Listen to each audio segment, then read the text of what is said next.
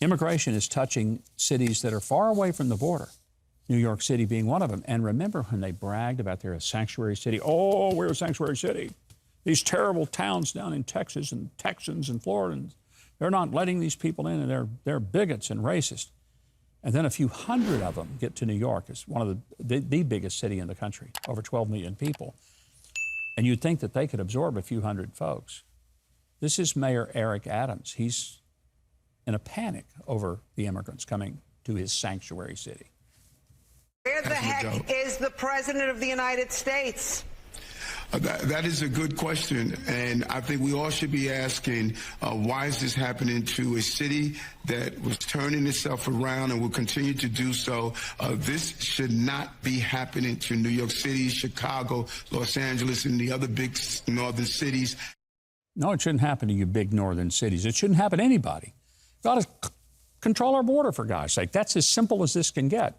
And if you control your border, you don't have these cities. And by the way, Chicago's a sanctuary city, San Francisco's a sanctuary city, LA's a sanctuary city, and they all boast about how they were a welcoming people until suddenly the people started showing up and they didn't have a place to live, and their kids had to be put in school somewhere, and they needed health care, and they needed transportation, and they needed money to buy groceries, and suddenly these cities are thinking they're not so sanctuary after all.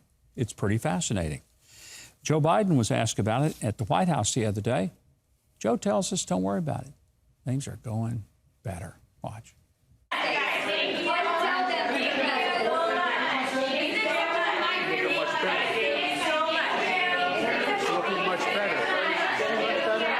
You see it.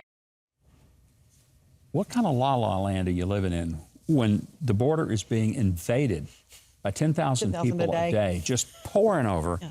And your answer is, looking a lot better, looking a lot better, yeah, looking better. What universe is Joe in? It ain't the real one. All right, I want us to look at a piece of commentary here. This is Debbie Wasserman Schultz from South Florida.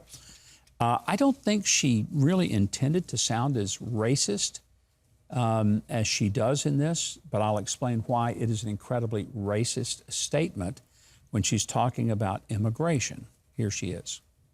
He's going to devastate our economy. Tourism, construction, agriculture. I mean, you're going to have vegetables rotting in the fields. You're going to have construction sites that will lie dormant or certainly will struggle to get workers to be able to help make sure that they can make progress.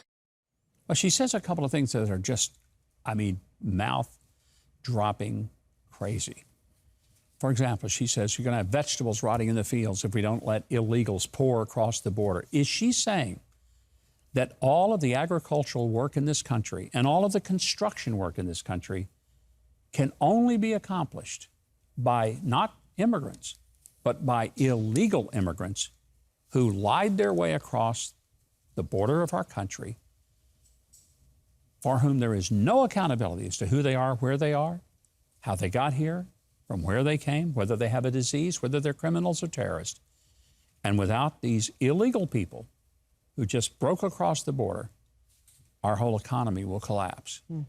Because who will pick our vegetables? I suggest Debbie Wasserman Schultz get her rear end out of Congress and let her go down and pick some vegetables for us, because she would be far better at picking vegetables than she is in voting on laws that affect the rest of us. Don't you think? Agreed. John Fetterman got elected to the U.S. Senate from Pennsylvania. How? I honestly don't know. Why anyone voted for this guy is beyond me. But if you want to understand better the economy, just listen to John Fetterman. Is it staggering? Is it a staggering responsibility that the head of a bank could literally crash our economy? It's astonishing. That's like if you have, I mean, like, and they also realize is that now they have a guaranteed way to be saved by how. Did you get that? I mean, that is incoherent. Absolutely. I'm sorry. This is not where he stumbled through a couple of sentences. This is utterly incoherent. Nothing he said made any sense whatsoever. None. Yeah. I felt sorry for the guy who was testifying. He's a bank president, and normally I never would feel sorry for a bank president who banged up his bank and ran it into the ground, and now we have to bail him out. But for this time, I actually felt for him because he's sitting there saying, how do I respond to that? Yeah. It's gibberish. I mean, this is like the Senate has now engaged in speaking in tongues, and there was no one to interpret. That's how bad it was. But if you thought it couldn't get worse, the next day John Fetterman shows up at a Senate press conference. And I guess somebody forgot to tell him that, senators typically when they go to the Capitol for business, they kind of dress up a little bit. Fetterman did not get the memo. President Biden needs to consider using the 14th Amendment if necessary. The entire GOP debt ceiling negotiation is a sad charade. And that's exactly what's wrong in Washington. What's wrong in Washington is that John Fetterman is there. That's what's wrong. Pam was mentioning, don't they have a dress code? And they do for the Senate floor. There's a certain decorum that one must follow. Right. But because that was a press conference, he was not bound by rules, but he should have been bound by just a sense of decent A little bit of taste. decorum would help. You couldn't see the full profile, but he's wearing shorts, sneakers, and a hoodie to go to the press conference. You could almost see in the faces of his colleagues in the Senate this look of, what the heck are you doing showing up looking like this, man? This ain't a locker room. Yeah. It was absolutely astonishing. Rhonda Yeager writing this afternoon, Governor, is it possible to go back and somehow remove one of Trump's impeachments? No, it cannot be undone. It's like a historical fact at this point. I mean, Congress, I guess, could apologize for what they did. They'll never do it. And all we can really do is just, if he gets reelected, the ultimate comeuppance to these clowns who did this to him and to the rest of us and to the country is for him to be reelected and this time be less tolerant of some of the deep state bureaucrats who I wish he'd gotten rid of before. But, I don't think any of us knew how bad it was, how high up it went. Now we do. Yeah. And so whoever gets elected, they've got to go in and take a Dyson vacuum cleaner to the place and just absolutely clean it out. Governor Huckabee from God's Offspring.